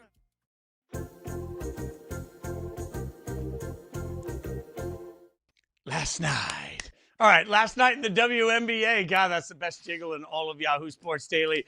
It's where we get caught up on everything that happened, and we dance a little bit. We're going to start with some of the news and notes from, Caitlin Clark. Not sure if you've ever heard of her, but the Fever snapped their 2-game losing streak against the Mercury. More frustration from Caitlin, who says she picked up a technical foul for clapping. Are we buying a tech for clapping, Caroline? No, but this game was nuts. It wasn't just Caitlin that was issued a tech. Sophie Cunningham got a tech because she came in and was defending Caitlin Clark. DeWanna Bonner got a tech because she was all up on Sophie Cunningham and Caitlin Clark. Remember, DeWanna Bonner spent the beginning of last season with the Indiana Fever, and she was clearly unhappy, left in a really weird way, just like randomly in the middle of the season. So clearly there's some unresolved beef between DeWanna Bonner and Caitlin Clark and this entire Indiana Fever team. Maisha Hines-Allen, Indiana Fever, got 2 techs and she got ejected. Alyssa Thomas came in and was defending Alyssa Thomas, DeWanna Bonner, married. So she came in and was defending DeWanna Bonner from the clapback from Sophie Cunningham and Caitlin Clark. So she was issued a tech. 5 players were issued techs last night, and Maisha Hines-Allen got ejected. So if you are a fan of drama, if you're a fan of tea, and if you're a fan of players, having a little friction on the court, jawing at each other a little bit, then this game was the game for you. It was totally so Caitlin Clark and DeWanna Bonner were going at it. DeWanna Bonner was all up on Caitlin Clark. The whistle blew. Caitlin Clark was clearly not happy with it. She was jawing at DeWanna Bonner. The refs got involved. It was a whole thing. And then Caitlin Clark starts, pumping up the fans. She starts clapping at her own huddle, and that's when she was called for a tech. Very strange, very odd. She was confused. which she often does when she gets called for fouls, but this one was actually very strange and not necessary.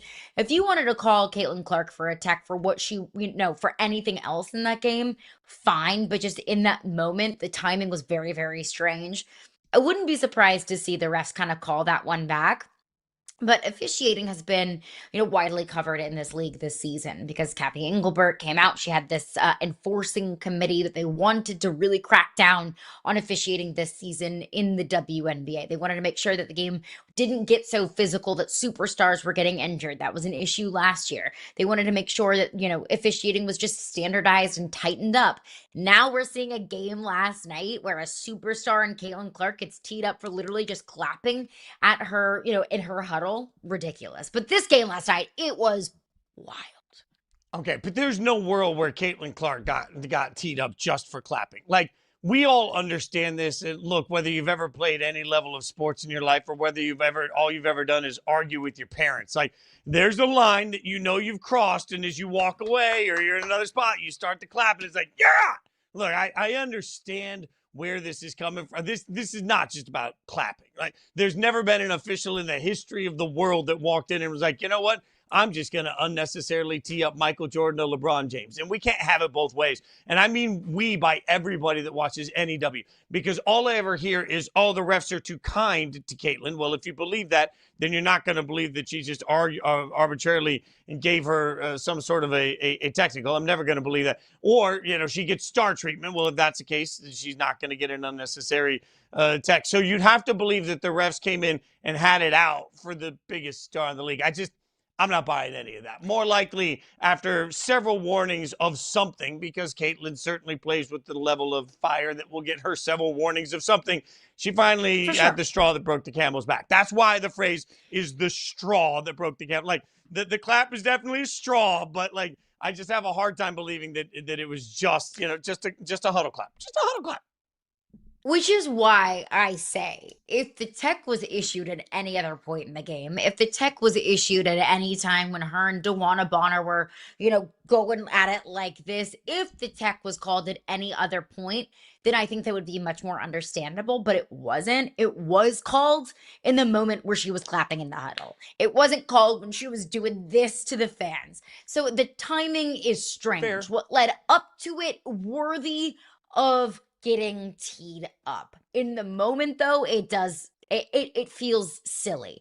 No, but for Caitlin Clark to be like, I got teed up just because I was clapping in the huddle. Like, no, to your point, there was much more that went on behind the scenes. But like, Sophie Cunningham was pointing at DeWanna Bonner, and it was just classic. It was cinema. Yeah, anybody that's ever been in any relationship knows it's not what you say, it's how you say it. So it's like, hey, all I said was, that's a good idea. I don't know why you're mad at me. We saw that last night. All right. All I said was maybe you should change out of that dress. I didn't say you looked fat in it, but I did imply it. No man should ever say that. It looks perfect here. All right. How about this one? The Dream win their fourth consecutive game behind 20 points and 7 boards from Ryan Howard. Should we be talking more about the Dream as a true title contender in this current W?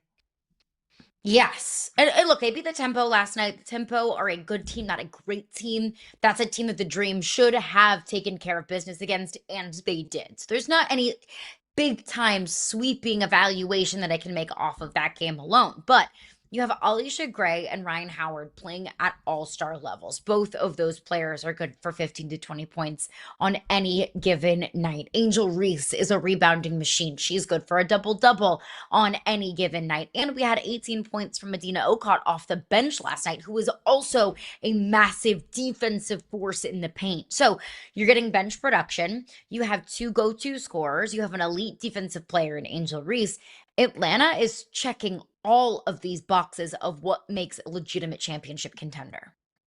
Yeah, there is no doubt that Atlanta is going to be one of these. We're so focused on a couple of teams at the top, rightfully so, the way that Vegas has played, the way that Minnesota's played, the way New York has played. But Atlanta belongs in that conversation. Speaking of Vegas, just a reminder, tonight, the Commissioner's Cup final, Liberty and the Aces. We will be here to break all of that action down tomorrow to let you know how that all played out. It is a wild time already in the W.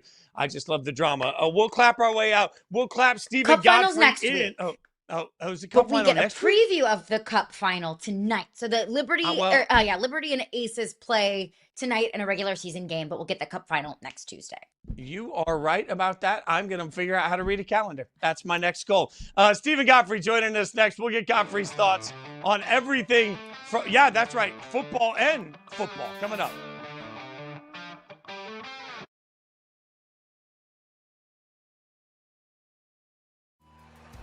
Possibly for one of those RPO type plays where you put it in Tomas's gut, but you see the sticky coverage on the outside, trying not to allow for easy completions. From the 16, they send the blitz. He lofts it, corner of the end zone. What a catch against the wall. Quentin Randolph. Problem was, this is good coverage. You just got to continue to run. Right there, you see Page kind of give up on it. Mike Leach revolutionizes offense in the SEC with the air raid. Bob Stoops gets the Oklahoma job. He calls the guy whose offense drove him the craziest, who makes Mike Leach's offensive coordinator at Oklahoma. That works really well. Texas Tech hires Mike Leach. That changed high school football in the state of Texas. Meanwhile, you had players from Texas Tech going into the NFL saying, hey, here's what we did. He changed football at every level. 1:18 to play, third quarter, pumps once, DeLaura rolls. DeLaura calling out for his receivers, back across the field, wide open, McKee, inside the 10, Seneca McKee, angles for the end zone, touchdown, Nighthawks. But he keeps the play alive and just finds the backside. McKee with a great finish. Phenomenal job right there by DeLaura. I think Darius Acuff is by far the best point guard in this draft. I don't think it's a close second. And I think Acuff is different. Acuff can get a bucket. Acuff can pass the ball. And he has this confidence. He has this confidence it's not arrogant. It's not cocky. It's a surety in himself that you need to be successful at this level.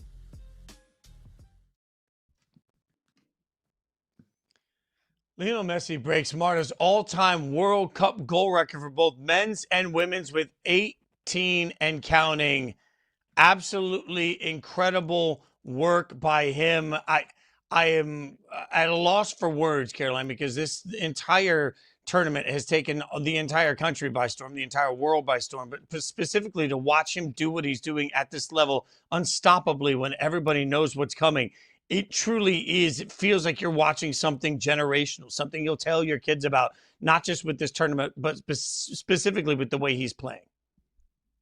It's Messi following up a hat trick with a 2-goal game. And Messi doing it at 38, almost 39 years old. This is what we all expect to be Messi's swan song in the World Cup. And he is playing like the elite player that he is. He is playing like the GOAT that he is. And it's something that I think we all need to cherish and enjoy. And it's something that I think has made this World Cup such a treat to watch and so special. It feels big. And it's because players like Lionel Messi are stepping up and having massive performances. It's because we saw Kylian Mbappe follow up a 2-goal performance in France's first game with another 2-goal performance. And now Kylian Mbappe has become the first player to score 2 or more goals in 6 different World Cup games. It's Erling Haaland with 2 goals yesterday as well. It's Lionel Messi, the greatest player that we have ever seen play this sport, arguably, play at such a high level, but it's also the rest of these great, elite, best in the world type of players also step up for their respective teams. It is captivating all of us in ways I never could have imagined. Even with the high expectations we had, it seems like it's even better. 5 goals in 2 matches for Messi. Absolutely incredible, and it's become must-watch TV. Speaking of must-watch, Stephen Godfrey joins us now, College Football Inquirer. Stephen, this time on time. Stephen tried to join us earlier in the show, just tried to come in and take over. Go ahead. Let me tell you something. Now that I know I can do that, okay, live in fear, Fitz. Uh-oh. Live in fear. Because I was unaware that if someone shows up to work early, like a good employee, that they're going to jump directly into the live feed of a live television show. I'm just saying, Guys. I now wield a weapon, so everyone should be a lot nicer to me, or I'm just going to show up on the It's show a threat randomly. and a promise at the same Damn right time. it is. It's a level of Damn power right it that should never be given to Stephen No. Godfrey. No. We have seen, yeah, that's fair. We've seen fans from all over the world marveling at the size of some of the college football stadiums. You, as a college football analyst, marveling at FIFA and what it's brought to the U.S. What's your reaction to what we've seen so far? We could do bits and jokes in a second. This has been the best sporting experience I've had, just as like a regular. I haven't been to the games. I don't know about y'all. I didn't plan on going to the games. I've just had a blast watching this in a way that has been more genuine and fun and just real, because when we work in the sports industry, I think a lot of us get jaded sometimes. We get cynical. We get access to things that changes our viewpoint on the sport. And there is, if you work in a sport as long as I have in college football, you always sort of draw it back to that thing. You compare it to like your day job. But I really do feel like the World Cup specifically is just an extension of American college football. And it seems like fans who are visiting the United States, maybe they don't know it, but the way that they're describing the World Cup experience in the United States, it does feel very much like college football. So I'm with you that all roads lead to college football. And I kind of found that parallel when I was having a conversation with somebody last week who's from Mexico City. And I said, you're going to get to go home and, go to watch the Mexican team in Mexico City. And he said, no, the games in Mexico are not for Mexicans. The games in Mexico are for rich people all across the globe who can actually afford to go. It's not for the people, just, the regular middle-class people who may live down the street from Estadio Azteca. I think the same way about college football games. College football games are no longer for your regular middle-class family who are fans of, the Tennessee Volunteers or the Ohio State Buckeyes, because it's going to cost a family of four around $2,000 to get to those games. Is there an affordability problem both for FIFA and in college football? Yeah, and I think it has a byproduct where some of the most fun stuff that we're seeing on social media is happening in the streets. It's happening before the games. It's happening, around the games, but not physically in the stadiums. Like, I'm glad you brought this up because, yes, the affordability crisis in sports goes far beyond these two sports that we're talking about. FIFA is notoriously, hilariously corrupt. I mean, they held a World Cup in Qatar, okay, because they were paid off to do so, to move it on the sports calendar. And I won't even get into the less funny aspects of how that World Cup came to be with some of the scary labor situation. But honestly, I cover college football for a living. Corruption is sort of a daily instance. I just got done recording our latest episode of the College Football Inquirer on Yahoo Sports. And guess what? We talked about a bunch of corruption this week. Guess what we're going to talk about next week? A bunch of corruption. So the affordability issue here, I think, has actually created a fun byproduct. And it's neat to see fans who I would have to assume just by volume alone can't fit into these stadiums or can't afford it. They're still visiting the United States. I'm pretty sure there are more Scottish fans visiting the United States than there are Scottish fans attending the soccer games, which I'm fine with. So we were talking to our producers here about this segment, and the comparisons to college football specifically here, I can't stop seeing them. So the other night at a Red Sox game, Scottish soccer fans, I'm going to say soccer so we can distinguish from football. I apologize to any English people who are out there going to be very, very angry at me. A bunch of Scottish soccer fans just showed up and started chanting their chants, which is awesome, during a Red Sox game at Fenway, which is hilarious. I think that's great. The Scots were playing in Boston or at Gillette, wherever that stadium is. Like, it's pretty far from Boston, but you get the idea. The last time I saw something like this happen, you guys, was when Georgia visited Notre Dame for the first time in 2017. There was a mass influx of about 10 to 12,000 Georgia fans at a regular Cubs game, like a matinee game, chanting, barking, doing all that annoying stuff that UGA fans do in the middle of a Cubs game. This is college football coded behavior. Whether the soccer fans, hooligans, if you will, know it or not, they're basically acting like us. I would challenge anyone, if you caught the Norway game last night. One of my kids is kind of fixated on Erling Haaland. They kind of have the same haircut. And so we're kind of like keying in on Norway games, right? We've got like 10 teams we're bandwagoning through the World Cup. Norway's a big one, all right? the Norway rowing effect that's going on. You see on your screen right now, you see it happening in Times Square. They took over Times Square. Last night, the team, after their win, sits down on the ground, on the pitch, if you will, in, I believe, New York, the Giant Stadium. And they all row together. Tens of thousands of people in the stadium doing it with the players on the field. That feels like something that you might see after a Texas A&M game. It feels like something that you might see in the shoe at Ohio State. It just feels so concurrent to the behavior and that really, really passionate, identity-driven tribalism that happens in college sports. I just don't think that it certainly doesn't happen at the professional level, and I'm not going to get into a pro versus college debate. I'm a huge pro sports fan like you guys are as well. But everything about the world's biggest sporting event feels like college football specifically speaks the exact same language. So I don't want to get into a college versus pro debate, but I do have a discussion point on that I'm curious from your standpoint, because the most popular sport in the world is soccer, right? We hear that all the time. It's watching the spectacle. My favorite sport to cover, and it's not even close, is college football for the very reason that you're talking about. But my favorite sport is the NFL. The most popular sport in America is the NFL. Why do these spectacle moments exist in soccer, the most popular global sport, in college football all over the place, but it doesn't have that same fanatical, oh my God, energy on Sundays, in stadiums, on broadcasts, before games, after games? NFL environments are not like this. Why? Well, first off, Fitz, I'm the exact same way. I cover college sports for a living. I would never want to cover the NFL. I would never want to cover anything else. As long as I work in sports, it'll be in college football.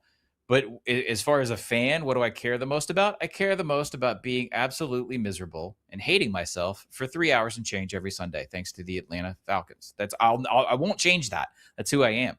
But then, to answer your question, I'm looking at this fan from the Congo, and I'm going to butcher his name. I apologize. I think his name is Lumbumba Ve. This is the statue kid, or I shouldn't say kid. I don't know how old he is, but he looks like a young man. He replicates a statue during Congo games by standing completely still in the pose of one of their former leaders in the Congo, basically as an inspiration to the team. The team loved this so much that they brought this guy as part of the official delegation from the Congo to the World Cup here in the United States. So he stands in that frozen position you're seeing for 90 minutes. Basically walks up, sort of assumes the position, kind of like a street performer in New Orleans or New York or something like, place like that. Locks in, does that, and people lose their minds. Fitz, could you imagine the complaints that you would probably field if you were inside an NFL stadium about something like that happening? I mean, I think the problem here is that there's such a demand and there's so much money that flows into the NFL that one of the byproducts of being the most successful sporting league in North America and most of the Western world is that the money pushes out any sort of organic moment. Like I've been to NFL games where the best fan bases are, and I'm not going to name names. I don't want to get into that. And I've been to NFL games where it's just, to Caroline's point, it's a lot of people with a lot of money who can afford lower bowl seats, but they're kind of bored and they're going to walk around the stadium and they're going to check Instagram. And I don't know if the NFL gives itself enough space to allow for something organic to occur at its games. And I think that I think the sport suffers for it tremendously, because the one thing that the NFL cannot compete with college on is stadium environment. I'm sorry, like Philly fans might say that, but then Philly fans can go to a Penn State game and admit that a Penn State game is more raucous than an Eagles game. And I think that's kind of why NFL fans love and adore Bills fans so much. It's because their games and their tailgate experience reflects a college tailgate more than any other experience in the NFL. But I'll kind of push back at that and say the NFL doesn't care. The NFL still going to line their pockets with multi-billions of dollars and enjoy 20 million people watching on any given Sunday and say, we're good. Yeah. And hey, to your point, Caroline, when the new Highmark Stadium opens in Buffalo, I don't think that you're going to see as much of that organic sort of mania that Bills fans had, because the Bills fans that we know now in the modern 2020s are basically they were children when the 0-for-4 Super Bowl run happened, the Jim Kelly era, Scott Norwood, all that. And they were raised with this idea of the Bills are the most important thing here, much like a World Cup team is to a small nation like Norway or Cape Verde or any of these great stories, or Congo, or any of the stuff that's happening right now. It's the same mentality. And in much in the same way, these fan bases that I'm highlighting, like that I've noticed in the World Cup, they're not favorite. I'm not talking about Germany. I'm not talking about France or Spain. I'm not talking about England. I'm not even talking about the U.S. Like, these are not teams that are favored to win the World Cup. I'm talking about the people who are just so damn happy to be there. And that, again, also reminds me of college. But you take Bills fans, they spent 20, 25 years kind of in the wilderness before Josh Allen is drafted, before the McDermott era starts. And they were a bad team with really passionate fans. So what do bad teams with passionate fans do?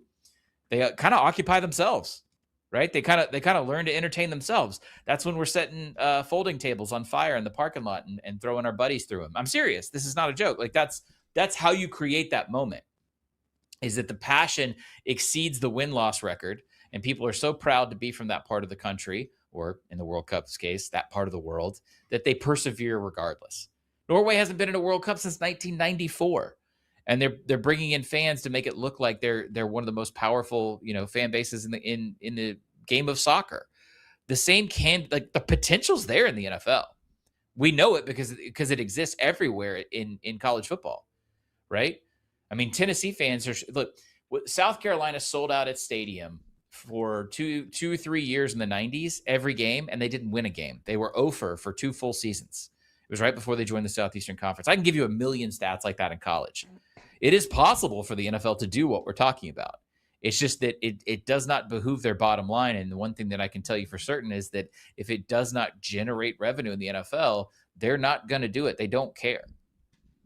I will be genuinely curious to see in 10, 15 years what the impact of this World Cup is, because certainly there are a bunch of kids right now that are watching something that feels different, hits different. In a streaming world, they'll be able to follow these stars differently. I just wonder if this truly is a transcendent moment for soccer in this country. It's a transcendent anytime we get to talk to you, Stephen Godfrey. We appreciate your time and your insight. I look forward to one of these Sundays this fall where, you can cry with me during the Raiders game. I'll cry with you during the Falcons game, and we'll spend the whole time talking about college football. Look, men should talk about their feelings more often. We've learned that, okay? So, group therapy is a really good thing. Also, remember, I got that login, so live in fear. I'm always around. I do live. We're going to be much kinder to the Falcons now, knowing that. That's Stephen right. Godfrey, follow him at 30. Godfrey says, talk about your feelings, but also live in fear. Live in fear. Yeah, totally healthy. And fear is a feeling, all right? Fear is a feeling. Godfrey, we appreciate you, brother. Thanks for hanging out with us. Thanks, y'all. Great stuff from, we got to come up with a superhero name for him, knowing he can just drop in. All right, from dropping in to dropping out, the fallout for Michigan now with a new head coach in basketball.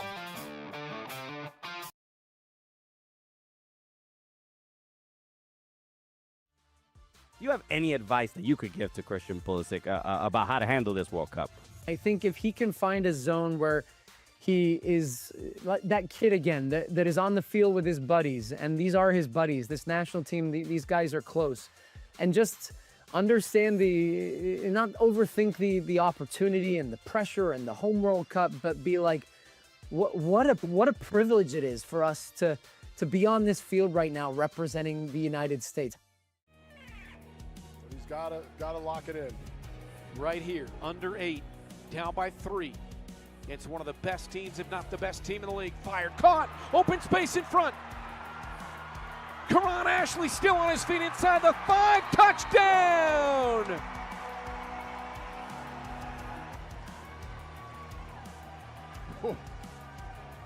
This is again why we love the indoor football league.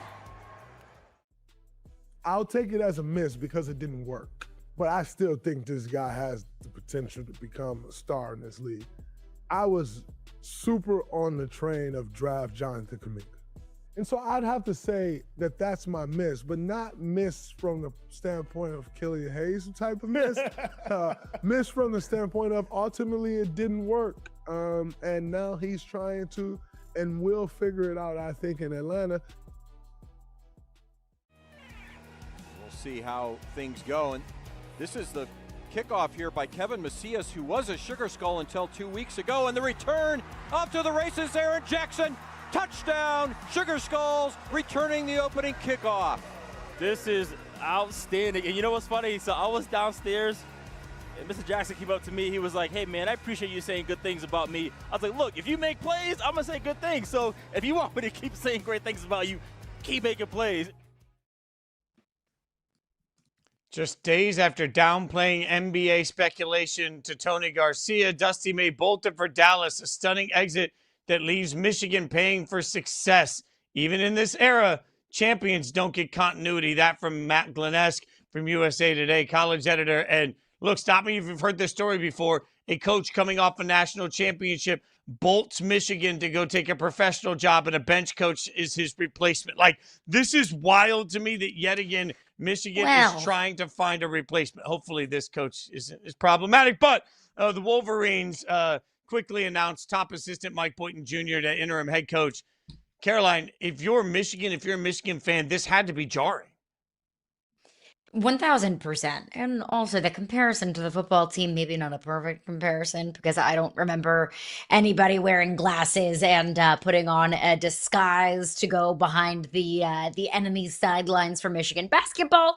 This basketball championship felt just a little bit more kosher than the football one. But yes, it is fair to make those parallels. It has to be jarring for Michigan fans. I mean, you are fresh off of a national championship. We heard Dusty May talking about how he hit the ground running when it came to, hitting the recruiting trail and dipping into the transfer portal. And June is not typically a time when you get blockbuster college basketball news. So yes, it did kind of feel like it came a little bit out of nowhere. We did hear from Dusty May that he wanted to eventually take that leap to the NBA when the time was right. But I guess the time feels a lot more right, a lot quicker whenever you win a national championship as quickly as Dusty May did at Michigan. So there weren't a lot of reports about who the Mavericks were going to hire. At least I wasn't. Like, maybe I was living in my Giannis bubble. Maybe I was too busy in my finals Knicks bubble that I didn't see this. But I think it kind of felt like it came a little bit out of nowhere. I love the move for the Dallas Mavericks. I love this for Dusty May, frankly, but now for Michigan, you're sitting in a position where, you're promoting an interim coach from within. Will he get the full-time job? I don't know. Players now get the opportunity to transfer. I wouldn't be surprised if we're looking at a fairly empty cupboard in Ann Arbor. I think it's a strategic move for Michigan to promote from within. Hopefully some of those players on the roster have a relationship with Mike Boynton, but I wouldn't be surprised if Michigan is looking at a totally and completely, or at least close to, barren roster over the next couple of months. Yeah, look, I mean, the question here is, how does Michigan sort of get through this? And the answer to that is we don't know. But as of right now, today, as we tape this, it sure looks like Michigan's screwed.